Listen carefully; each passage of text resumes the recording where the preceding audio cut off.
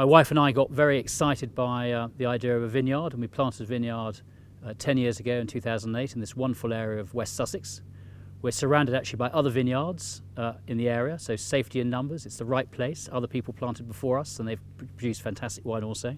The vines were a year old when we planted the vines, and then it takes another 2 years before you can take a crop off them. And the wine takes a long time to mature in bottle before it's ready to release. So we released our first wine in 2013, and we've been going from strength to strength ever since.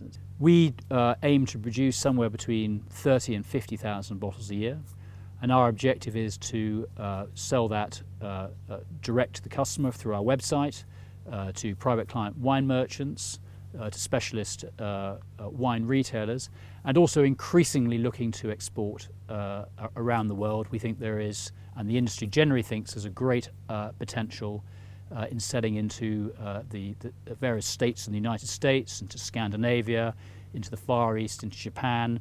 And that process has just begun in the last 2 or 3 years, and the interest and level of take-up from those countries is very exciting, and we think that's going to be a great export market for us and for the industry. It's a very long-term investment business, so I think most people who've started a vineyard from scratch will tell you that, particularly for a sparkling wine that takes such a long time to mature, that it might take you 8 or 10 years before you really begin to see a return on your investment. And that means that you have to obviously be extremely careful over cash flow planning.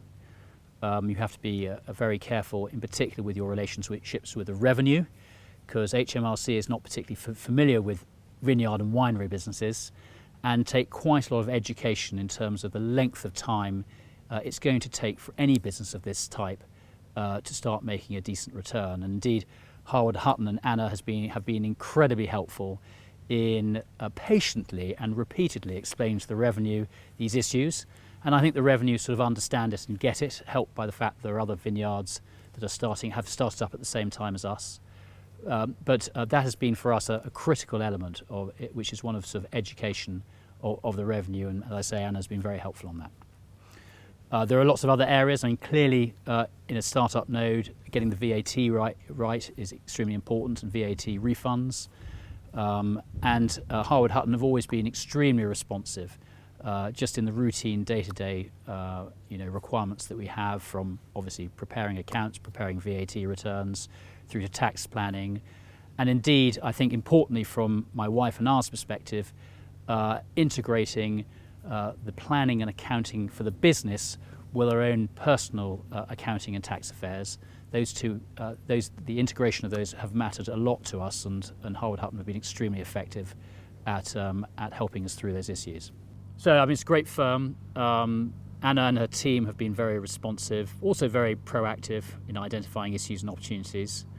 I mean, I would say that there's an element of being able to sleep easy at night when you know you have a problem.